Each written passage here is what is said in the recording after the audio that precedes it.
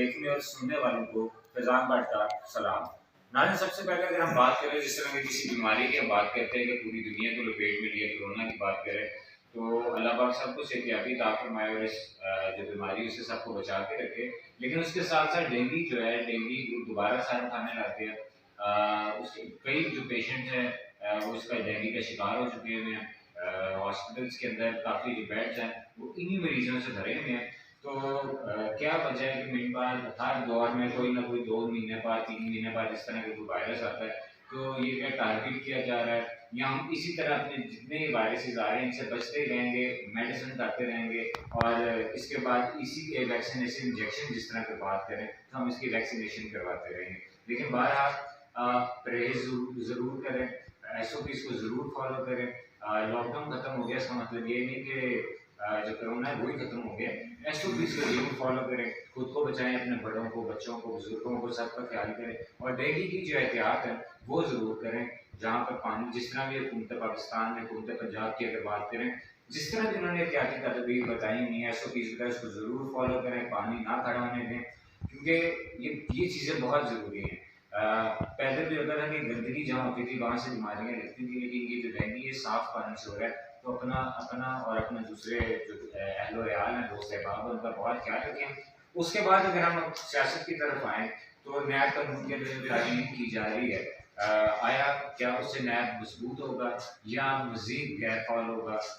जिस तरह की इस्लाहात पाकिस्तान हुकूमत लेकर आ रही है, क्या इसकी ज़रूरत थी या इसको पावर मज़ीद देने के लिए कुछ इस तरह के कानून लाए जाते हैं कि अगर चेयरमैन नैब के पास जितनी पावर्स हैं, मुझे तो ये लगता है कि जितनी पावर्स चेयरमैन नैब के पास हैं वो नीचे तमाम जो डायरेक्टर्स हैं उनको डिवाइड की जाती है ताकि जो काम है वो पूरे पाकिस्तान में ये एहतसाब का बहुत अच्छे तरीके से होता है। लेकिन अभी जितनी जिम्मेदारी है, अगर किसी को डिटेन करना है तो चेयरमैन नैब के हुक्म है, अगर किसी को पकड़ के अंदर बिठाना है चेयरमैन नैब का हुक्म है, उसके खिलाफ इन्वेस्टिगेशन करनी है चेयरमैन नैब का हुक्म है। इसके अलावा जितने भी काम है सब चेयरमैन नैब के हुक्म से चल रहे हैं। तो बाकी जितनी बॉडी है बिल्कुल वो इतनी एक्टिव नहीं हमें दिखाई दे रही, तो बाकी बॉडी को भी एक्टिव करना चाहिए, इख्तियारात उन्हें देने चाहिए ताकि एहतसाब का जो अमल है और हुकूमत पाकिस्तान खान साहब का जो एक मिशन है, जो उनका एक स्लोगन था कि हम करप्शन फ्री पाकिस्तान करेंगे, तो उसके ऊपर ज़रूर इस तरह के काम ज़रूर करने चाहिए। पेट्रोलियम मसनूआत के ऊपर मज़ीद जिस आपके सामने महंगाई जो है कि पेट्रोलियम मसनूआत जो है उनका रेट्स बढ़ा दिए गए हैं। खान साहब ने रेट्स बढ़ा तो दिए थे, लेकिन कल उन्होंने वजारत पेट्रोलियम को एक दरख्वास्त दी और उनका वहाँ पर ये कहना कि नज़रसानी की दरख्वास्त दी है कि पेट्रोलियम मसनूआत के ऊपर अगर कोई रेट कम हो सकते हैं तो किए जाए। तो सवाल ये बनता है कि उससे पहले क्यों नहीं ये चीज़ की गई? जितने इन्वेस्टर्स हैं जिनके पेट्रोल पंप्स हैं, अगर उन्होंने 10 दिन की 4 दिन भी ज़्यादा महंगे रेट्स के ऊपर पेट्रोल बेचा तो उससे करोड़ों रुपए कमा रहे हैं, तो यही साबका हुकूमत भी करती थी कि अगर कोई महंगाई का जिन आ रहा है तो उसको काबू कर लिया जाए। ये नहीं कि जब जिन आ जाए बैठ जाए खाए पिए उसके बाद जिनसे रिक्वेस्ट करें कि आप चले जाएँ। महंगाई जो सबसे महंगाई पर मैं मेरे पास अल्फाज नहीं है कि महंगाई का वो दौर है कि चीनी जो 50 की थी इस वक्त वो 150 के करीब है। घी जो कुछ पैसों 200 के अंदर आता था वो 350 से 400 रुपये गया हुआ है। जो अद्वियात है उनकी जो प्राइसेस है वो 500 गुना ज़्यादा बढ़ चुकी है। तो इसके ऊपर खान साहब की मुझे एक बात याद आ रही है कि खान साहब कहते थे कि अगर महंगाई हो तो समझे हुक्मरान चोर है। बिजली के नरखों की अगर बात करें तो वो बढ़ते हुए दिखाई दे रहे हैं। तो अब क्या हम भी ये भी मैं सवाल करूँगा यहाँ पर कि क्या आपको बिल फाड़ने चाहिए? क्या आप हुकूमत पाकिस्तान को जो टैक्स देना है या जो हमने हमारी तरफ ड्यू पेमेंट है वो हम देंगे, अपने बिल ही फाड़ दें सिर्फ, उसके ऊपर भी बात करेंगे। और लास्ट में मंशियात की अगर बात करें, बहुत एक इम्पॉर्टेंट बात है कि मंशियात ने पूरे पाकिस्तान की जितनी यूथ है उसको अपने घेरे में लिया हुआ है और इसकी ज़्यादा वजूहत क्या है? स्पोर्ट्स से दूरी, जितने कॉलेज यूनिवर्सिटी स्कूल्स के लिए क्या इम्पोर्टेंट नहीं रहे स्पोर्ट्स एक्टिविटीज़ जितनी थी, और उस वजह से जो ये मंशियात फरोश है ये स्टूडेंट्स तक पहुँचे। जिस तरह कहा जाता है कि अगर कोरोना वैक्सीन है, अगर किसी ने नहीं लगवाई पूरे पाकिस्तान में फ़ौरन ID कार्ड मार के उससे चेक कर लिया जाएगा, पुलिस हर डिपार्टमेंट उसके ऊपर है। तो यही काम मंशियात पर क्यों नहीं किया जा रहा? यही काम क्यों नहीं किया जा रहा कि जो कॉलेज यूनिवर्सिटीज़ हैं उनके पास इस तरह का माहौल बना दिया जाए कि मंशियात फरोश हैं वो इससे दूर हैं? लेकिन क्या ये हमारी तरजीहात में से नहीं है? इसके ऊपर भी बात करेंगे। मैं बिल्कुल टाइम बचाते हुए जो हमारे मुअज़्ज़िज़ मेहमान हैं, उनका तारुफ करवाता चलूँ। वैसे तो किसी तारुफ का मुताज नहीं है। सबसे पहले मेरे साथ मौजूद है मेरे बड़े भाइयों की तरह भी हैं, इनकी सहाफ़ी भी हैं और इनकी पूरी फैमिली बैकग्राउंड जो है वो सहाफ़त से रिलेटेड है। पाकिस्तान जब बना हो तब से। तो इस वक्त हमारे साथ मौजूद हैं फैसल मौजूद रहमान शामी साहब। सर बहुत शुक्रिया आपका। उनके साथ साथ अदलिया की अगर बात की जाए, बुखला बरादरी की अगर बात की जाए, तो बुखला बरादरी से हर महकमा डरता है। लेकिन अगर बुखला बरादरी की हम स्माइलिंग फेस की बात करें, कोई खिलते चहलते हुए चेहरे की अगर बात करें कि जिससे लोग डरे ना, बल्कि जो बुखला एक डिपार्टमेंट है लॉयर्स का, उसको अपना दोस्त समझे, अपना भाई समझे, मरहम रखने वाला समझे। तो बिल्कुल इस वक्त जो हमारे पास रिप्रेजेंट कर रहे हैं एडवोकेट है सीनियर और स्माइलिंग फेस है ये बुखला बरादरी का, नो डाउट हम हमेशा मेरे साथ इन्हें देखते हैं। आपको इसरार साहब सर आपका भी बहुत शुक्रिया। सबसे पहले मैं शामी साहब आप ही की तरफ आता हूँ। सर बहुत शुक्रिया कि आपने टाइम दिया। सर ये जो थोड़ी सी हम बात कर लें कि कोरोना के ऊपर और डेंगू के ऊपर, लोग इसको बॉदर नहीं कर रहे। लोग समझते हैं कि अगर ये ख़त्म कर दिया गया लॉकडाउन तो बिल्कुल ये भी ख़त्म हो चुका है, बीमारियाँ भी ख़त्म होगी। तो ये अवेयरनेस हमें क्यों नहीं आ रही सर? और ये जो डेंगू है इसके ऊपर आप क्या कहें? शामिल सर। सबसे पहले तो देखिए, आपको याद होगा लास्ट टाइम मैंने प्रोग्राम जो किया था आपके साथ, तो मैंने कहा था कि अभी कोरोना कर रहे हैं, डेंगू स्टैंड कर अपनी जगह, डेंगू ने भी सर उठाना है। ये लास्ट प्रोग्राम में मैंने कहा, और वही देखें वही डेंगू जो है दोबारा से रोज मरीज सामने आ रहे हैं डेंगू के। पिंडी में भी आ रहे हैं, लाहौर में भी आ रहे हैं, मतलब मुख्तलिफ शहरों में भी आ रहे हैं। अब डेंगू देखें, कोरोना तो मतलब देखें ना, एक था एक बीमारी चल रही है। अब डेंगू जो था पहले, जब लास्ट टाइम मियाँ साहब की बरदरान की हुकूमत थी, तो उन्होंने डेंगू बहुत ज़्यादा कंट्रोल कर लिया था। उनकी बाकायदा टीमें बनी हुई थी जो जाके लाजमा चेक करती थी, गलियों में, मोहल्लों में, दुकानों पे जाके, उसके मुख्तलिफ इलाकों में हर जगह पे जाके वो बाकायदा उनकी चेकिंग होती थी कि मतलब, और उनको बाकायदा जहाँ डेंगू लावा मिलता था वहाँ पे जाके जुर्माने भी होते थे, उनको जुर्माने भी किए जाते थे। और जब से हमारी ये खान साहब की तब्दीली सरकार आई है, तो डेंगू के दोनों टोटल सारी टीमें जितनी थी हमारी, इवन के मेरे अपने दोस्त यार शाहिद साहब हैं पिंडी में, जो टीमों जो काम कर रहे हैं उनके इंचार्ज हैं, या दोस्त और बहुत से दोस्त जो टीमें कर रहे हैं, उन्होंने कहा कि जब से हुकूमत आई है उन्होंने डेंगू का सारा निज़ाम ही, बजट खत्म कर दिया, सारा निज़ाम ही खत्म कर दिया, ना कुछ चेकिंग नहीं डेंगू की, ना कुछ, क्योंकि उनका सिस्टम एक बना सिस्टम सारा उन्होंने खराब कर दिया। अब डेंगू का देखिए, डेंगू में जो आपका जो सेवरेज की लाइनें हैं, उसके अंदर जो आपकी पुरानी वासा की लाइनें, पानी की लाइनें, उसके अंदर अंदरून शहर में यहाँ भी हर मतलब जो पुरानी वहाँ पे आप जाके लाइनों के अंदर इस कदर आप इकट्ठा हो गया मच्छर और सारा वो करके वही बढ़िया उसी से बीमारियाँ फैल रही हैं। अब लास्ट टाइम पेटी में उन्होंने पकड़ा भी था जी, कि मतलब गली मोहल्लों में जाकर टैंक के अंदर, उन्होंने टैंक की बकाया तस्वीरें भी हमने खुद छापी हैं, मतलब लगाई हैं, वीडियो बनाई है कि टैंकी के अंदर पूरा मच्छर जो है वो उतने गहरा निकलता और उससे बीमारी इतनी। अब नवाज शरीफ साहब ने कंट्रोल कर लिया, हम यहाँ शहबाज शरीफ साहब ने उस पर तवज्जो नहीं, अब वो उठा के फिर डेंगू अपना सारा अपन दिखाने, और इस पर ये ना डेंगू से एहतियात इस वजह से हो सकती है कि आपने पूरी एहतियात करें तो जिसम अपना मच्छर से जो कहते हैं डेंगू एक मखसूस किस्म का मच्छर है। बिल्कुल ठीक है। और ये देखें ना, डेंगू आया कहाँ से था जी, ये कुछ साल पहले लॉट मंगाई गई थी थाईलैंड से, पता नहीं कौन सा मुल्क से बाहर उन्होंने गवर्नमेंट ने हुकूमत की तरफ से, तो उसके अंदर वो टायरों के जो थे पुराने टायर थे, अब उनकी सफाई नहीं हुई, उसके अंदर गंद सारा आ गया, पानी पड़ा, और जब लौट आई है सारा उन्होंने जब निकाला वो किया तो सारा मच्छर निकला, मच्छर समझ लें सारा लार्वा जो हर जगह फैल गया। अब इसका उन्होंने कंट्रोल कर, लेकिन शमशेर इसका मैंने ये भी सुना है, आप बेहतर इसमें बता सकते हैं कि फॉर एग्जाम्पल अगर डेंगू मच्छर किसी को काट गया है तो उससे वो दूसरे बंदों पर भी बीमारियां होंगी।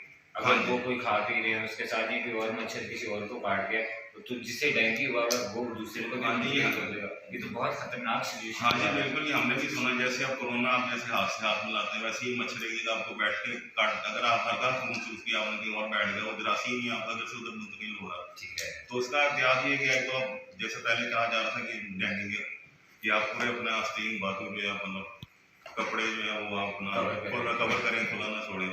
और इसके अलावा कोरोना में जैसे कोरोना भी था, अब डेंगू जो है उसका डेंगू के लिए आपको हुकूमत का काम है दोबारा से, जैसे उनको टीमें उन्होंने पहले बनाई हुई थी, उनको दोबारा फाल करे, ऑर्गेनाइज करे, जाके गली मोहल्लों में जाके चेक करें, क्योंकि हमारे पुराने दून शहर पे ज़्यादातर है जो मुतासर भी हो रहे हैं, जो सारा डेंगू जहाँ मुतासर हो रहा है अंदरून शहर है। जी अब अंदरून शहर में ऐसी ऐसी तंग तंग गलियाँ हैं जहाँ पे नक्शे असर बने हैं, वहाँ पे आम बंदा जा ही नहीं सकता, तो टीमों ने कहाँ जाना। ठीक है। अब ये हुकूमत का काम है कि उनको जिम्मेदारी दे, उनको अपनी जिम्मेदारी निभाए, उनको डेंगू के हवाले से मतलब इकदाम करें, जैसे मियाँ साहब ने किए हैं, उनका भी काम है ताकि डेंगू पे बिल्कुल काबू पाया जा सके। बिल्कुल ठीक और है। डेंगू के बाद कोरोना है, कोरोना भी इन्होंने अपनी सारी वजह डेंगू से हटा के इन्होंने कोरोना पे की थी। जी तो कोरोना भी अब आपकी बात जैसे कोरोना खत्म हुआ है, लेकिन ये देखें ना फिर एक दफा फिर मतलब जब कंट्रोल होने लगता है कोरोना, तो आम जैसे हम लोग भी हम कहते हैं ये खत्म हो गया चलो भाग, हम वो एहतियात नहीं करते, बिल्कुल। और एहतियात नहीं करते तो उसके बाद फिर नतीजा वही। अब रोज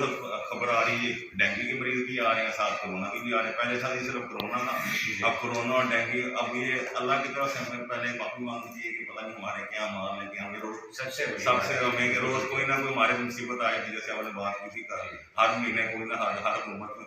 तो ये हमारी अपनी कोताही है। अब जैसे लास्ट टाइम जब कोरोना था हर रात 10 बजे रात होती थी, वो कहाँ गई भाई, वो कोरोना खत्म हुआ समझे, जैसे वो सारा जो है वो सिस्टम ही खत्म हो बिल्कुल गया। ठीक कह रहे हैं कि वो लोग सारे छतों पर आके अजाने दे रहे होते थे कि अल्लाह हमें माफ कर दो, और वही लोग बाहर शायद 10 रुपये वाला मास्क 100 रुपये का बेच रहे थे, और वो 5 रुपये वाला मास्क 100 रुपये का भेजा और मास्क भी का उसके डेंगू। अब देखें कोरोना वैक्सीनेशन की आपने बात की, जी अब वैक्सीनेशन में भी इसमें बहुत से मुल्क बना रहे हैं। ठीक है। पाकिस्तान में भी बनना शुरू हो गई, चाइना में भी, लंदन बरतानिया जहाँ मतलब बहुत से मुल्क बना रहा है, उसमें उनके भी आपस में इख्तलाफ हो रहे हैं, आप नाम मतलब कि नहीं लगानी, आपने फलाना मतलब कि नहीं लगानी, आपने फलाना। फ्लेवर्स आ गए उसके अंदर भी। तो मतलब फिर दूसरा यहाँ पे लोग मूड रह जा रहे हैं, जैसे आपने कहीं शनाख्ती कार्ड ड्रॉ कर दिया, यहाँ पे पुलिस कर दी, लेकिन आप कैसे ज़बरदस्ती कर सकते हैं। ठीक है। एक तरफ आप कह रहे हैं डब्बी पे पाकिस्तानी है, उसके ऊपर लिखा है अपनी अपनी जिम्मेदारी पे कोरोना वैक्सीनेशन लगवाएंगे, दूसरी तरफ आप ज़बरदस्ती कर रही है, आपकी शनाख्ती कार्ड ब्लॉक कर देंगे, आपके जी सिम ब्लॉक कर देंगे, आप गिरफ्तारी करेंगे। दूसरा वहाँ को डराने का क्यों, डराने की है ना मसला। बिल्कुल वहाँ में इतना मस्जिद मतलब करनी तो हम पाकिस्तानी हुआ, अल्लाह का शुक्र ऐसी कौम है, हमने करनी अपनी मर्जी। बिल्कुल ठीक है।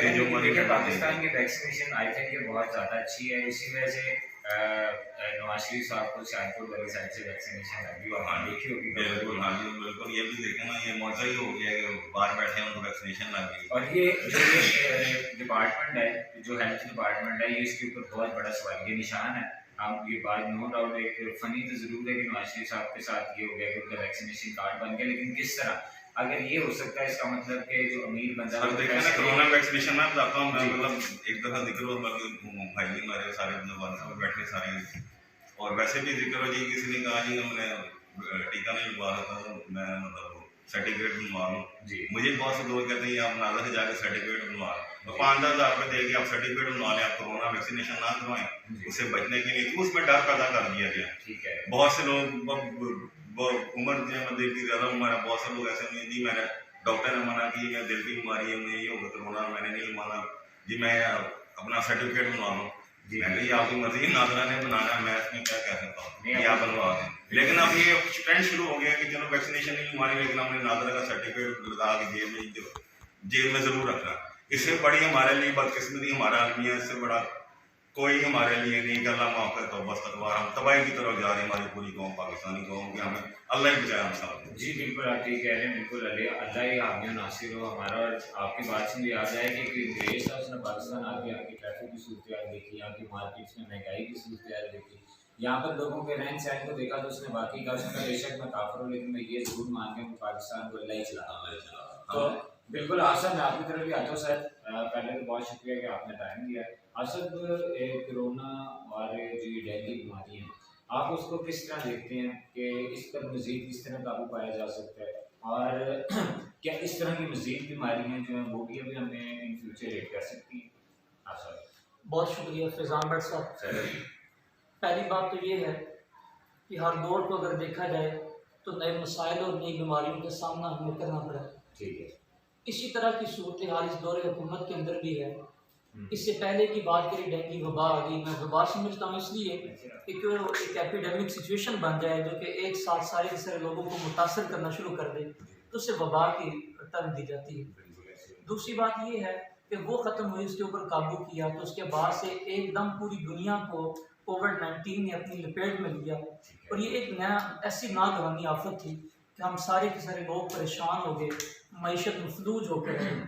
अब सवाल ये है कि जब बीमारी आ जाए तो बीमारी का हल भी साथ ही आ जाता है। ठीक है, मसाइल जब पैदा होते हैं तो मसाइल के हल भी साथ ही पैदा हो जाते हैं। ठीक है, अगर इस चीज़ को मद्देनज़र रखा जाए तो ठीक है, अभी शामी साहब ने बड़ी अच्छी बात की कि वैक्सीन को कहा जा रहा है कि आप लगाएं, नहीं लगाएंगे तो ये हो जाएगा। मतलब ये है कि उनको डराने की धमकाने की कोशिश की जा रही है कि आप ट्रैवल नहीं कर सकते, बहुत सी पाबंदी है। अच्छा, अब बात ये है गवर्नमेंट क्या ऐसा कर सकती है कि नहीं कर सकती, एक सवाल तो ये है। ठीक है, दूसरा सवाल ये है कि अगर ये कोई ऐसी बीमारी आ गई है तो इसके ऊपर चेक एंड बैलेंस हम लोग कैसे लेके आएंगे।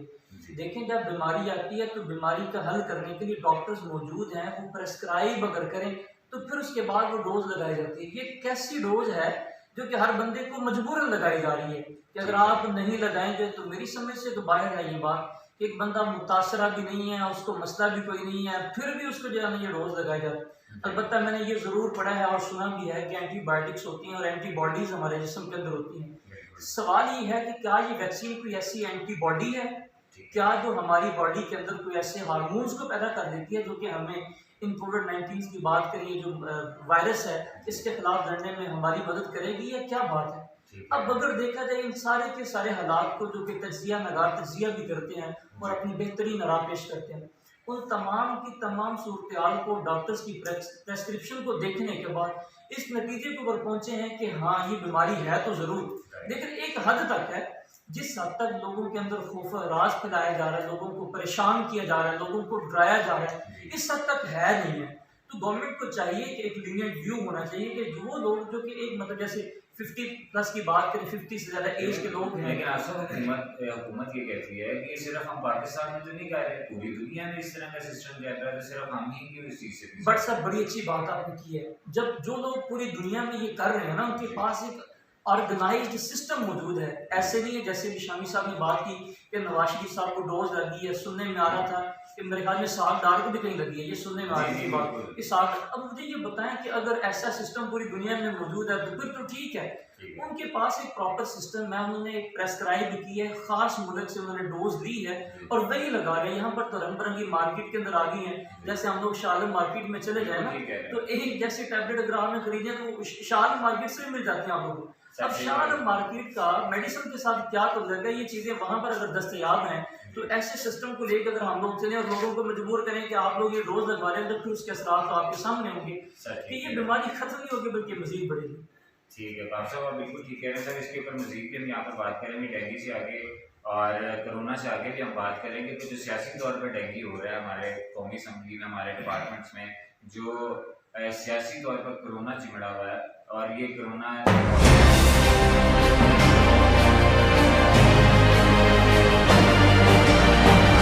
यहाँ पर आप एक शॉर्ट ब्रेक लेते हैं। ब्रेक से वापस आने के बाद जो उसका सिलसिला इस तरह जारी रहेगा। प्लीज एंटरटेन करने की जितने भी मुल्ज़मान हैं वो अदलिया के पास जाएंगे, नो डाउट बहुत अच्छा है, लेकिन अगर अदलिया की बात करें उसके ऊपर तो पहले हुकूमत भी कहती है कि हमें इसके ऊपर कानून में तरमीम करनी चाहिए अदलिया के लिए ताकि इंसाफ मिल सके। अदलिया के लिए तो पहले कानून में तरमीम की नहीं जा रही, लेकिन नैब की जिम्मेदारियाँ भी वहाँ दी जा रही हैं। उसके बाद जो चेयरमैन नैब है उसका टेन्योर जो उसको बढ़ाना, क्या सिर्फ यही एक दुनिया में इंसान रह गए हैं कि जिनके अलावा कोई इंसाफ नहीं कर सकता? इनके अलावा बाकी 23 से 24 करोड़ आवाम जो है वो उनमें से कोई अच्छा आदमी नहीं है, कोई पढ़ा लिखा नहीं है, कोई सादिक नहीं है, कोई अमीन नहीं है। तो ये डिमोरलाइज कर रही है लोगों को। जितने उनके जूनियर्स हैं जिन्होंने आगे आके सीनियर वाली सीनियरिटी सीट पर आना है उनके लिए ये बात ठीक नहीं है। ये सब हुकूमत पाकिस्तान को चाहिए। मेरा तो इसमें ख्याल ये था कि जो जितनी पावर्स चेयरमैन नैब के पास हैं कि अगर किसी के खिलाफ केस फाइल करना है चेयरमैन नैब, अगर किसी को डिटेन करना है चेयरमैन नैब, उसके खिलाफ इन्वेस्टिगेशन करनी चेयरमैन नैब, 2-2 साल उसको डिटेन करना है तो चेयरमैन नैब साहब का हुक्म है। तो चेयरमैन नैब के जो इख्तियारात हैं अगर वो डायरेक्टर्स को मुख्तस कर दिए जाए तो आई थिंक नैब मजीद ताकत में आ जाएगी। तो इस पर भी मैं बल्कि पहले मासा आप की तरफ आते नैब की बात चल रही है। सर ये क्या वजह है, नैब में तरमीम क्यों ज़रूरी है? पहले जितना उसके ऊपर कानून बने हैं इम्प्लीमेंट करवाना हमारा काम है। नैब ऑर्डिनेंस के अंदर आप बेहतर जानते हैं कि उसके अंदर ये लिखा हुआ है कि 10 महीने के अंदर अंदर हर चीज़ फाइनलाइज करके उसे क्लियर करना चाहिए, लेकिन यहाँ पर तो 2-2 साल हो जाते हैं उसके ऊपर अमल ही नहीं होता। आज तक, ये मेरी एक रिसर्च भी है कि आज तक नैब केस कोई ऐसा नहीं हुआ है जो कानून आइन के मुताबिक 10 महीने के अंदर फाइनलाइज हो गया। कभी आप बेहतर जानते हैं कि कोर्ट्स के अंदर जजेस भी कह रहे होते हैं कि जजेस का भी कहना है कि नैब बिल्कुल ठीक काम नहीं कर रही, लोगों को नाजायज़ तंग किया जा रहा है। तो सर आप क्या समझते हैं कि तरमीम करनी चाहिए, जितने कानून पहले हैं उसके ऊपर इम्प्लीमेंटेशन करवाना चाहिए, और हुकूमत का जो ये फैसला है कि मुद्दत मुलाजमत जो है वो बढ़ाई जा रही है चेयरमैन नैब की, तो आप क्या समझते हैं कि ये जो पावर्स है चेयरमैन की वो नीचे डायरेक्टर्स को मुख्तस की जानी चाहिए? हाँ सर। बहुत शुक्रिया बट साहब, बड़ा ही सवाल आपने उठाया और ये आजकल एक बहस मौजू भी है, जी इसके सर। ऊपर तवील गुफ्तगू करने की ज़रूरत भी है। जी पहली बात तो ये है कि कानून अगर देखा जाए तो दो कैटेगरीज है, उसका मैं करूँगा दो कैटेगरीज का वो कानून है। एक कानून है स्पेशल और एक कानून है जनरल। ठीक है। जनरल कानून तो हर बंदे के ऊपर इम्प्लीमेंट होगा ही होगा, लेकिन जब स्पेशल कानून की बात होगी, स्पेशल लेजिस्लेशन की बात होगी, उसके लिए ऑर्डिनेंस भी आ सकते हैं और एक्ट भी आ सकते हैं। ठीक है। अच्छा, नैब की बात करें तो नैब एक स्पेशल लॉ है। ठीक है। अच्छा, जब स्पेशल लॉ को बनाया जाता है तो उसका प्रोसीजर भी स्पेशल होता है। अच्छा, अब ये जो स्पेशल लॉ है, इसका स्पेशल प्रोसीजर है, ये पहले से मौजूद है।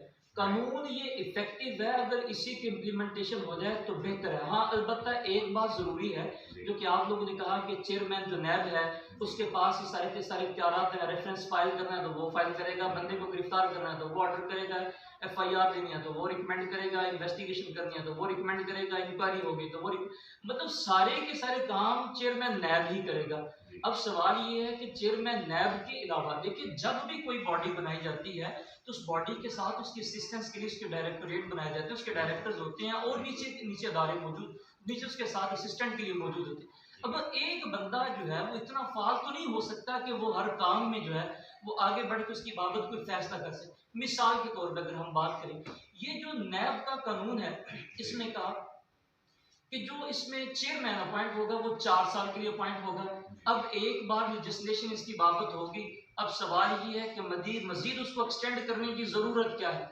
जैसे पहले बात करें जनरल कवर जवेद बाजवा साहब की, जब उनकी एक्सटेंशन की बात आई तो फिर भी बड़ा तनाज़ा खड़ा हो गया, और मैं ये समझता हूँ कि ये एहसास महरूमी पैदा करने के मुतरादिफ है उस सारे के सारे डिपार्टमेंट के अंदर जिसके अंदर किसी एक बंदे को एक्सटेंशन दे दी जाती है। और ये एक अलमिया रहा है कि यहाँ पे अगर देखें तो सीनियरिटी की बेस के ऊपर इस चीज़ को भी इग्नोर किया जाता है, अपने ज़ाती मफाद को मुकद्दम रखते हुए फैसले किए जाते हैं, मुल्क की मफाद को पुष्ट रखा जाता है, उसके बाद ये मसाइल जन्म लेते हैं। अब मसला सिर्फ इतना सा है कि आए दिन कवानीन के अंदर तरमीम करने की ज़रूरत क्या है। मैं ये समझता हूँ कि कानून के अंदर तरमीम करने की ज़रूरत इतनी नहीं होती, बल्कि इम्प्लीमेंटेशन करवाने की ज़रूरत होती है। अगर हम लोग देखें तो नैब के अंदर पहली बात तो ये है कि इख्तियारात सारे के सारे चेयरमैन नैब के पास है। मैं ये कहता हूँ एक तो ये नीचे डेलीगेट होने चाहिए, जो इसके जो बाकी जो इसके साथ मौजूद हैं, जो डायरेक्टर्स मौजूद हैं, जो बाकी असिस्टेंट मौजूद हैं, उनके पास भी ये इख्तियारात मौजूद हों। दूसरी बात ये रही कि अभी ये कह रहे हैं कि गिरफ्तारी करने के, रेफरेंस फाइल करने की बाबत जो बात हो रही है कि ये अदलिया क्यों दे दी जाए। बात ये है कि कानून सारे के सारे उठा के देख लें, किसी भी कानून में अदालत को इजाजत नहीं है कि वो किसी बंदे को उठा के जो ना वो जेल में डाल दे या उसके बाबत जो ना कोई और फैसला कर सके। हाँ, अलबत्ता कोर्ट सिर्फ तब फैसला करेगी जब उसके पास एक ट्रायल चलेगा, उसमें एविडेंस आएगी, सजा या जजा का फैसला होगा। इसका मतलब ये हुआ कि अगर हम लोगों ने चेयरमैन नैब से ये इख्तियार लेके अदालत को दे दिए हैं, तो अदालत अगर उसी दिन फैसला करेगी इस बंदे को जनाब बिहाइंड द बार भेज दिया जाए, इसे जेल में भेज दिया जाए, इस बंदे को छोड़ दिया जाए, तो आप इससे क्या इन्फर कर रहे हैं कि वो जो सारी की सारी एविडेंस कलेक्ट होनी थी, जिसकी बिना के ऊपर सजा और जजा का फैसला होना था, वो तो जज साहब ने पहले दिन ही फैसला कर दिया, तो फिर ट्रायल खत्म हो गया। हाँ, अलबत्ता ये बात ठीक है, मैं ये कहता हूँ कि इसमें इस हद तक तरमीम की ज़रूरत है कि एविडेंस की बात करें तो मेरे ख्याल में वक्त के साथ साथ वक्त के तकाजे बदल जाते हैं। अगर हम लोग इंटरनेशनल एजेंसीज को देख लें तो इंटरनेशनल एजेंसीज इतनी इफेक्टिव हैं, इन्वेस्टिगेशन के हवाले से, उस काम को करने के हवाले से इतनी मौसर है, वो सारी की सारी तरमीमें हमें लेकर आने की ज़रूरत है। बल्कि ऑनरेबल सुप्रीम कोर्ट ने 2020 के अंदर एक रिकमेंडेशन दी मुख्तलिफ एजेंसियों को कि आप लोग इन्वेस्टिगेशन के ऊपर एक किताब लिखें, और वो किताब छप के मार्केट के अंदर आ गई और उसको मैंने पढ़ना शुरू किया। इतनी ज़बरदस्त और इतनी खूबसूरत किस्म की वो किताब है कि अगर उस इन्वेस्टिगेशन के प्रोसेस को अडॉप्ट कर लिया जाए तो मैं ये समझता हूँ कि उसके बाद किसी भी अमेंडमेंट की ज़रूरत नहीं है। अलबत्ता जो हमारे पास कानून मौजूद है उसको मसर किया जा सकता है, उसमें बेहतरी लाई जा सकती है, उसमें पावर्स को डेलीगेट किया जा सकता है। लेकिन इन्वेस्टिगेशन का जो प्रोसेस है, चूंकि वो इन्वेस्टिगेटिंग अदारों का काम है, नैब चूंकि खुद एक इन्वेस्टिगेटिंग अदारा है, उसके बाद फिर उसकी स्पेशल कोर्ट्स हैं जहाँ पर जाकर उनका ट्रायल चलेगा। हाँ, अलबत्ता शहादत को रिकॉर्ड करने का जो तरीक़ेकार है, 1500 2,000 किस्म, मेरे ख्याल में तकरीब जो है करीब तकरीबन उनके विटनेसेस होते हैं उनकी स्टेट। अब 2000 विटनेस ना तो रिकॉर्ड होने ना ही उसकी इसका फैसला। हाँ, अलबत्ता एक बात जरूरी है, इस नैब ऑर्डिनेंस को देखा जाए तो इसमें प्ली बार्गेन का कॉन्सेप्ट है, ये अच्छा कॉन्सेप्ट है, लेकिन मैं ये कहता हूँ कि इस प्ली बार्गेन से थोड़ा सा आगे निकलना चाहिए। मिसाल के तौर पे जैसे उन्होंने कह दिया कि अगर आपके पास एसेट्स हैं तो आप लोग अपने एसेट्स को डिक्लेयर करें। अगर वो एसेट्स आपके पास उस कानून के मुताबिक हैं या आप लोगों के सोर्स ऑफ इनकम के मुताबिक हैं, जो आप लोगों की इनकम मंथली उसके मुताबिक हैं, इन अकॉर्डेंस विद हैं, तो ठीक है।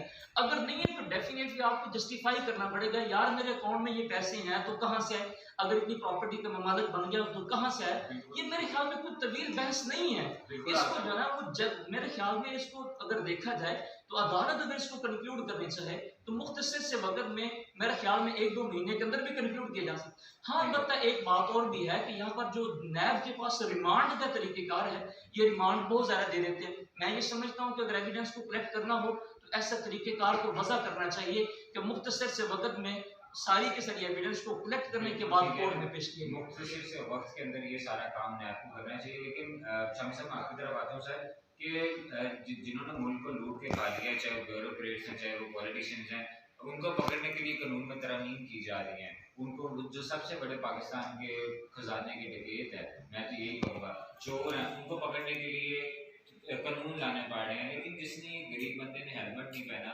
उसे मौके पर कानून उसके ऊपर सख्त हो जाता है, उसी वक्त उससे पैसे निकलवा के खजाने में जमा करवा दिए जाते हैं। तो सर ये दोहरा कानून आप इसको किस तरह देखते हैं कि आवाम के लिए कानून हुआ है और जो अमीर लोग हैं, अमीर लोग भी कम, जो फ्रॉडी लोग हैं, उन फ्रॉडियों के लिए कानून बहुत नरम है। तो आप क्या समझते हैं कि ये सिर्फ गोंगलों से मटी हटाने की बात ही है ना, कि अमीर को सिर्फ हुकूमत ये दिखा रही है कि हम मुनासिबा ज़रूर कर रहे हैं, लेकिन अमली इक़दाम अगर देखे जाए तो हमें दिखाई नहीं देते।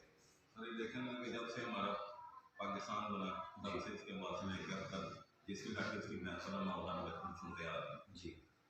यहाँ पे आपको पता है कि अमीर के लिए कानून हो रहा है, गरीब के लिए हो रहा है जी। देखें और ये शुरू से जब से हम हमें बच्चे से बड़े हुए हम यही देखते हैं कि राह चलते जो पुलिस वाले जो है मतलब सपोज हम गाड़ी में सफ़र कर रहे हैं, आप मोटरसाइकिल में जा रहे हैं, वो तीसरा बंदा एक पैदल जा रहा है, उसमें मोटरसाइकिल वाले को भी रोकना, पैदल वाले को भी रोकना, गाड़ी वाले का स्नान करने देना भाई यार, ठीक है। गाड़ी इतना ही प्रोटोकॉल का हमारे इतना एक बन गया, हमारा एक सिस्टम एक ऐसा बन गया कि हम लोग अमीर गरीब का हमने खुद अपना बना, हालांकि इस्लाम में ये सारा कुछ जब करके वाली और इस सारा कुछ जो है किसी का मतलब वो सारी चीज़ मना है, ऐसा खुद आखिर खुद वही था किसी अरबी पर मतलब किसी को कोई फौके काले को गोरे पर अमीर पर कोई फौके हासिल नहीं है। ये सब अपने प्रोटोकॉल के चस्का देखने हुकूमत, लेकिन सर पॉलिटिशियंस के ऊपर, एमएनए मिनिस्टर्स के ऊपर फौके आई थिंक ब्यूरोक्रेसी की वजह से हासिल है। हाँ जी, सुरक्षित बैठा हुआ सही कह रहे हैं। देखिए ना सर, अमीर गरीब का तो फर्क अब हमने खुद अपना एक लिविंग स्टैंडर्ड हमने बनाया। अब देखें एक मिनिस्टर हमारे, आप जैसे बाकी सियासतदान जो हमारे मिनिस्टर हैं, एम पी, सारा दिन की गाड़ी बाहर खड़ी रहेगी और स्टार्ट रहेगी, उनके दफ्तर में बैठे हैं, वो गाड़ी बाहर खड़ी स्टार्ट, AC चल रहा है, गाड़ी स्टार्ट करिए, उसके बाद दफ्तर में नहीं है, साहब का दफ्तर से बाहर है, ये AC चल रहा है, जब तक दफ्तर का टाइम है AC सारा दिन चलते रहना। इसी तरह बाहर निकले, अब पुलिस वाले जब नाकी मतलब करते हैं, पुलिस वाले भी दूसरे प्रोटोकॉल आम बंदे को जैसे अपनी बात नहीं है, राह चलते हैं मोटरसाइकिल में हेलमेट ही पहना, आप रोक देना, ये जी प्लान करना, अगले मतलब ऐसा हमने हमारा सिस्टम में कैसा, हमें इसको खत्म करना चाहिए कि मतलब हक इंसाफ सबको मिले। अब यहाँ पे सॉरी मैं आपको कट कर रहा हूँ, मुझे आपकी बात से एक शेर याद आ गया कि वो एक शेर था कि मुल्क लूट कर खा गए सियासतदान, मुल्क लूट के खा गए सियासतदान, पकड़ा वो जाता है कि जिसने हेलमेट नहीं पहना। सर देखे ना, नैब की बात हो रही, चेयरमैन नैब वही है जो अपोजिशन और हुकूमत सब की रजामंदी से मिलकर बनता है। और इस वक्त जो मौजूदा चेयरमैन साहब हमारे नैब के, वो माशाल्लाह उनको बहुत एक टेन्योर उनका साहब, उनको बड़ी देर से देख रहे हैं। और जब नून लीग वाले थे गवर्नमेंट में, उसका वो नून लीग वाले में अच्छे थे, पीटीए वाले के लिए बुरे थे, अब वो गवर्नमेंट से बाहर पीटीए की आ गई है, तो अब नौकरी वालों के लिए बुरे हो गए, पीटीए वाले तो सर आपके समझ में नैब के आगे ये भी लिखना चाहिए कि नैब का पूरा नाम कि नैब इज फॉर ऑपोजिशन। ये तो हुकूमत के अंदर ऑपोजिशन भी नहीं, अब देखें ना, जहांगीर साहब के खिलाफ भी केस चल रहे हैं, अलीम खान के साहब के खिलाफ भी चल रहे हैं, वो हुकूमत है ना, अपोजिशन तो नहीं थी। अब देखें ना, अपोजिशन के खिलाफ भी जो काम कर रहे हैं उन्होंने किया, ठीक है कर रहे हैं, और गवर्नमेंट के खिलाफ उन्होंने दिखाया इसको नैब दिया, ये तो कॉन्सेप्ट ऐसा बनाया है, लेकिन नैब की जो चेयरमैन साहब हैं ठीक कर रहे हैं, मतलब अपनी जगह क्यों ये ऐसी कौम है हमारी कि हम करते कुछ हैं, बताते कुछ हैं, कहते कुछ हैं, दिखाते कुछ, हम सिर्फ शोर मचा के दुनिया को बताते हैं हमने। अब देखिए पहले जैसे गवर्नमेंट थी, मतलब सिर्फ नवाज शरीफ साहब कोई भी गवर्नमेंट से बयान चलते हैं अखबार में, और हम अखबार वाले जो रोज उनके बयान बड़े बड़े करके छाप देते हैं, उस पर अमल कुछ नहीं होता। लेकिन अब ये हुकूमत ऐसी आई है कि बयान भी दे रहे हैं, सब कुछ कर रहे हैं, लेकिन कुछ भी नहीं हो रहा, और इसलिए मैं आगे रात को कुछ बयान करते हैं, हम सब सुबह उसकी अपने यूटर्न ले लेते हैं, मैंने लगाई नहीं, मुझे पता ही नहीं। अब ये जब तक आप अमीर गरीब का फर्क नहीं करेंगे, अपनी पॉलिसी नहीं करेंगे, असल में वीआईपी प्रोटोकॉल आपका कल्चर है कैसा बन गया, जब तक आप वीआईपी प्रोटोकॉल को खत्म नहीं करेंगे, जैसे यादव जडेजा साहब ने असेंबली में कर दिया, पूरी प्रोटोकॉल खत्म हो गया, बड़ी गाड़ी खत्म कर दी, छोटी गाड़ी से आना, छोटी बड़ी गाड़ी में आओ, और सब कुछ किया, उसके बाद तो एक महीने के अंदर जडेजा साहब की उम्र पार।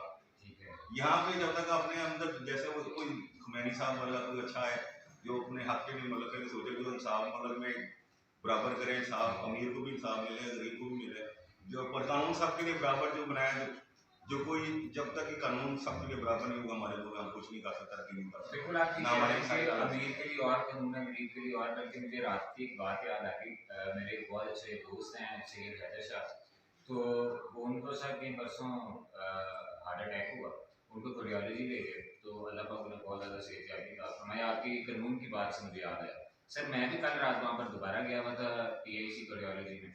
अच्छा जब मैं अंदर एंटर हुआ तो चले हम तो मीडिया वाले हैं, तो चलो एमएस और इन्होंने सारा ओके कर दिया, उन्होंने थोड़ा सा मेहरबानी की, वो लेट भी जाए तो मिलने देते। लेकिन सर वहाँ पे लम्हा फिक्रिया ये था कि वहाँ पे जो गार्ड हैं उनका ये कहना था, जो वहाँ पे मरीज हैं उनका ये कहना था कि गार्ड हमसे पैसे लेते हैं, सारा स्टाफ हमसे पैसे लेते हैं। वहाँ पर आप सब एक गरीब फैमिली थी, उसका बंदा, उसका बड़ा भाई वहाँ पर लेटा हुआ था, उसका ऑपरेशन था हार्ट का, उसके भाई के पास पैसे नहीं थे। कल रात को मेरी आंखों के सामने उसने, गार्ड ने उसको पकड़ा, उसकी बाजू से पकड़ के उसके कपड़े काट दिए, और वार्ड के अंदर खड़े होकर मरीज के साथ आए, उसके भाई को उन्होंने थप्पड़ मारे सर। और उसके बाद वहाँ पर गार्ड ऊंची ऊंची कह रहे थे कि हमारा कोई कुछ नहीं कर सकता। वो तो शुक्र है कि वो हम वहाँ पर ही थे, तो वहाँ पर मौके पे ही आप सब उनकी तस्वीरें वगैरह उतारी थी, और मैंने सिर्फ ये एमएस साहब को आधी रात को कहा था कि सर ये अगर मैं टीवी पे चला दूँ तो फिर आपको पता है कि आप लोगों के साथ क्या होगा। तो वही गार्ड जो पहले बदमाशी कर रहे थे वही आगे उनसे माफिया मांगने लग गए थे, और बिल्कुल हैदर साहब बिल्कुल साथ वाले गार्ड उनका था। तो सर ये कानून, वो मैंने गार्ड से भी पूछा आपकी सैलरी क्या है, उनका मेरी 25,000 सैलरी। तो मैं कहा आप इस तरह की फरमानियत क्यों दिखा रहे हैं, उन्होंने कहा जी हमारी भी मजबूरी है। अब वो मैं बाकी बातें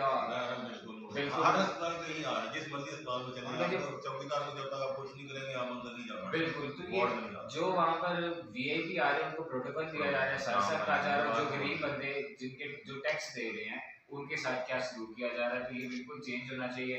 और शामिल साहब महंगाई की अगर बात करें, जो खुदकुशियाँ उनमें इजाफा बिल्कुल देखा जा रहा है कि खुदकुशियों में इजाफा हो रहा है, जो सफ़ेद पोश लोग हैं वो बिल्कुल नहीं कर पा रहे, गुजारा नहीं कर पा रहे, वो किसी के आगे हाथ नहीं फैला पा रहे। और आप खुद भी अखबार में छाप रहे हैं, आप खुद भी देख रहे हैं, आपके चैनल पे भी चल रहा है कि बारहा जो वालिदैन है वो अपने बच्चों के समेत कोई नहर में छलांग लगा रहा है, कोई दरिया के अंदर छलांग लगा रहा है, किसी ने फांसी का फंदा ले लिया, किसी ने जहर खा लिया। तो सर ये महंगाई से किस तरह जान छूटेगी सर, और ये कब तक इसी तरह की खुशियों का सिलसिला वो जारी रहेगा? और आप समझते हैं कि 3 साल परफॉर्मेंस के बाद ये जो नेक्स्ट 2 साल है इसमें महंगाई कम होगी या ज़्यादा? देखिए महंगाई अब मुआवजा करें, पुराने दौर से मतलब जब से पाकिस्तान बना तब से महंगाई रोज रोज बढ़ती जा रही है, जैसे मिसाइल आगे बढ़ रही है वैसे वैसे महंगाई बढ़ती जा रही है। सैलरीज भी बढ़नी चाहिए, बाकी टैक्स भी कम। पेट्रोल जब आपका पेट्रोल बढ़ता है ऑटोमेटिकली पूरा सिस्टम आपका उस पर डिपेंड करता है। जब पेट्रोल महंगा होना है आपका पूरा हर चीज़ अशिया, हर खाना पीना कपड़ा जूती हर चीज़ महंगी होती है। अब महंगाई जो देखे जाके पहले अब इन्होंने मतलब कोई कंट्रोल नहीं है, कोई सिस्टम नहीं है, जितने बाजार पहले बने थे महंगाई के मतलब आम गरीब लोगों के लिए सस्ता बाजार तो सब खत्म हो गए। बस आज जो चाल है गिनती के 2-4 हैं और मैं इस काबिल नहीं है कि कोई चीज़ मिले। फिर इसमें देखिए यूटिलिटी स्टोर बने हुए थे जी यूटिलिटी स्टोर में था जी कि आवाम को, गरीब आवाम को बेचारा जिसको एक आस्था होता था कि चलो मेरा कम खर्च है, मतलब महीने का खर्चा मैं किस तरह चलाना, यूटिलिटी स्टोर से जाके हमने बड़ी दिक्कत ले रहा था। लेकिन आप यूटिलिटी स्टोर में चले जाएँ जो आम मार्केट से आपको चीज़ मतलब रेट को उसमें हो सकता है ज़्यादा 1-2 रुपये महंगा ही हो यूटिलिटी स्टोर, और लेकिन चीज़ भी अच्छा मिला आवाम के किसी काम के लिए नहीं। तो फिर इसमें देखिए महंगाई की वजह इन्होंने पहले बाकायदा टीमें बन गई थी कंट्रोल की, मियाँ साहब गवर्नमेंट में महंगाई कंट्रोल करने की बाकायदा टीमें थी, बाकायदा बाजारों में जाके वो चेक करते थे, उनका चेक एंड बैलेंस था और मौके पे जुर्माने होते थे, सारा कुछ होता था। अब भी टीमें हैं लेकिन उनकी वर्किंग वो नहीं है। अभी भी मतलब सरकारी रेट आपका देख लेंगे, रेट कुछ और होता है, दुकान में चीज़ कुछ और बिक्री होती है। अब जितने हैं छापे मारते हैं जो जाते हैं वो सिर्फ उस जगह जाते हैं जहाँ पर उनका मुकाम होता है कि कुल ले के पार करके पकड़ा। अब इसको महंगाई को कंट्रोल करने के लिए आप देखें पेट्रोल पर कहाँ से कहाँ पहुँच गया, बिजली के बिल कहाँ से कहाँ पहुँच गए, गैस कहाँ से पहुँच गया, जूती कपड़ा मकान हर मतलब हर रह अगर मकान आप बनाना शुरू कर सरिया देखें, सरिया इस पर बुलंद तरीन सतह पे है। और सर बल्कि जिस तरह आपने स्वीगैस की भी बात की है, एलएनजी के जितने ये एलएनजी की कनेक्शन है रेस्टोरेंट्स के अंदर या बड़ी फैक्ट्रीज के अंदर, उन्हें 1 महीने में 4 बिल आ रहे हैं सर, पार्शियली में बिल भेजे जा रहे हैं और उन्हें कहा जा रहा है अब हर हफ्ते बाद एक बिल जमा करवाना और हो गई तो जांच नहीं। देखिए जब याद होगा खान साहब के जब कंटेनर में खड़े होकर कहते थे कि अब बिजली का बिल जानने वाली बात की बनानी छोड़े, बिजली का बिल फाड़ लो, ठीक है फाड़ दें तो फाड़ भी सकते हैं, लेकिन खिलाफ कानून जो है फिर उल्टा मुकदमा दर्ज हो जाए। ठीक है कि मतलब कानून के खिलाफ कानून सरकार यहाँ तो बिजली का बिल ना जमा कराएं, गैस ना कराएं तो बाकी मीटर काट के आ गई या फिर कानूनी कार्रवाई शुरू करते हैं तो बिजली का बिल फाड़ दें फिर बत्ती कटवा कर बैठे नहीं सारा दिन। ठीक है लेकिन ये तो मतलब इसका कोई हल नहीं है। हाल सिर्फ यही है जैसे चेक एंड बैलेंस हुकूमत महंगाई को कंट्रोल करने के लिए अपने इकदाम करे। और जैसे आपने बात की खुदकुशी की वजह भी मेन यही है कि मतलब खुदकुशी की वजह यही है कि महंगाई, बेरोजगारी, नौजवान नस्ल जो हमारी वो उसको मतलब जैसे हमारे खर्चे आजकल पूरे कोरोना की वजह से आपको पता सारा निज़ाम सिस्टम पूरा डिस्टर्ब है। तो इसलिए मतलब हुकूमत को सिर्फ ये चाहिए कि अपने मसाइल पे काबू करें, मतलब अपना सारा आवाम को जैसे उन्होंने कहा था हम वजीफा देंगे, मतलब 12-12 हज़ार उन्होंने कहा हम करेंगे सारा करेंगे। तो आवाम को हुकूमत की जिम्मेदारी तो रियासत मदीना का कहते हैं, तो रियासत मदीना का हुक्मरान बन के दिखाएं। रियासत मदीना का हुक्मरान जो थे एक कुत्ता भी दरिया दजले किनारे मरता तो रियासत मदीना का जो है खलीफा जिम्मेदार होता था। तो यहाँ पे अल्लाह वहाँ पर खुदकुशियाँ हो रही हैं, हज़ारों लोग मार रहे हैं महंगाई से, भूख से, प्लास से, तो वहाँ पे कोई जिम्मेदारी नहीं उठा रहा। लेकिन कौन जिम्मेदार आरजी का कहा गया था कि आरजी में रहें, अब बनानी तो रियासत मदीना लेकिन जो हमारे हुक्मरान है वो 300 के जिम्मेदारी निभाएंगे अपनी बन के दिखाएं।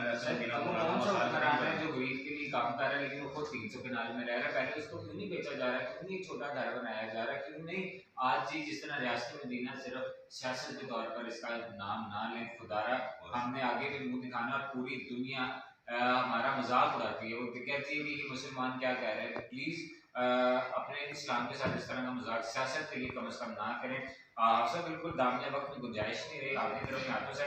महंगाई को आप किस तरह देखते हैं कि महंगाई पर किस तरह काबू पाना चाहिए, प्लीज़ 1-2 लाइनों में जरूर बताइए। बट साहब मुनज़्ज़म सिस्टम का नाम होना, बेहतर सिस्टम का नाम ना होना मसाइल के पैदा होने की वजह है। हाँ सब आप ये देखते हैं कि जस्टिस रिटायर्ड जो साकिब निसार साहब है कि उनको न्याय में लाया जाएगा और अगर वो आ गए तो उसके बाद महंगाई पर काबू पा लिया जाएगा, जिस तरह वो बहुत एक्टिव इंसान था। सर 100 मोटो पे 100 मोटो लेते थे, काम तो कोई नहीं किया उन्होंने। अब अगर वो आ जाए बड़ी बात नहीं जा सकता। सर आपने बहुत बड़ी बात कर दी, देख लिया आपको ये ना साकिब निसार साहब को केस ही ना आपको ले लेते। नहीं केस की बात नहीं है, लेकिन जो बात असल है बीइंग अ नेशन हम लोगों ने बात करनी है। हम लोग एक कम्युनिटी को रिप्रेजेंट कर रहे हैं, हम एक माशरे में रह रहे हैं और जिस माशरे में हम लोग रह रहे हैं उसके मुताबिक हम लोग बात करेंगे। ये ज़रूरी नहीं, मैं ये समझता हूँ कि इस मुल्क के जितने बड़े लोग हैं, ब्यूरोक्रेट्स की बात करें, जुडिशरी की बात करें, हायर जुडिशरी की बात करें, जब रिटायरमेंट लेते हैं लेने के बाद वो इस पाकिस्तान में तो रहना पसंद नहीं करते, बाहर चले जाते हैं। क्या वजह है कि सियासत वो हमारे साथ करते हैं, मसाइल वो हमारे हल करना चाहते हैं लेकिन यहाँ रहना नहीं चाहते। बिल्कुल ठीक है आप। अब वो अगर रहना नहीं चाहते तो फिर मसाइल कैसे हल करेंगे? जो पब्लिक मैन होगा वही बंदा हमारे मसाइल को समझेगा, फिर उसके मुताबिक आगे पहुँचाएगा और फिर उसका हल निकलेगा। जी बिल्कुल, आप सब आपका भी बहुत शुक्रिया, शामी साहब आपका भी बहुत शुक्रिया। शामी साहब ने बहुत सी बातें, बहुत अच्छी बातें की। इसमें उन्होंने ये भी कहा कि लोग वेट कर रहे हैं कि कोई आए, तो क्यों हम किसी का वेट कर रहे हैं? क्यों नहीं हम इस तरह के इंसान बन जाते हैं? क्यों नहीं हम अपना किरदार ऐसे बना लेते हैं कि हम पूरे पाकिस्तान एक इंसान का ऐसे का वेट कर रहे हैं, और पूरी जो कौम है वो इकट्ठी होकर खड़ी हो जाए, जो अल्लाह पाक का हुक्म है उसके ऊपर हम अपनी ज़िंदगी गुजारें। तो मौला अली अलैहिस्सलाम का फरमान भी है कि जो कुफर का हुकूमत है, कुफर की हुकूमत तो चल सकती है लेकिन जुल्म की हुकूमत नहीं चल सकती। तो अगर इस्लामी ममालिक के अंदर ये हाल है तो इसका तो फिर खुदा ही हाफिज़ है। और मैं लास्ट में जाते जाते सैयद शाहिद हुसैन शाहिद साहब का एक शेर है उससे करूँगा कि जो लोग अपनी सीटों पर आके बैठ के समझते हैं कि वो फिरौन बन गए हैं, वो ये बैठ के समझते हैं कि सारी कुदरत उनके पास आ गई है और अब लोगों की किस्मत का फैसला भी वो करेंगे, रिज़्क़ के मालिक भी नाउज़ुबिल्लाह वो हैं। तो उनके लिए एक शेर था कि तुमसे पहले भी जो यहाँ तख्त नशीं था, कि तुमसे पहले भी जो यहाँ तख्त नशीं था, उसको भी अपने खुदा होने पर इतना ही यकीन था। बिल्कुल उसको भी इतना ही यकीन था, लेकिन वो भी नहीं रहा, ना उससे पहले के रहे हैं। जो सबसे बड़ा फ़िरौन था, अगर वो नहीं रहा तो छोटी-छोटी फ़िरौनियत करने वाले किस तरह रह सकते हैं। आज तक के लिए अपने उस फैज़ान भट्ट को इजाज़त दीजिए। कल आपकी बात के साथ पाकिस्तान के मसाइल और वसाइल के साथ दोबारा हाज़िर होंगे। तब तक के लिए अल्लाह निगहबान, अल्लाह हाफ़िज़, पाकिस्तान जिंदाबाद। ज़िंदाबाद।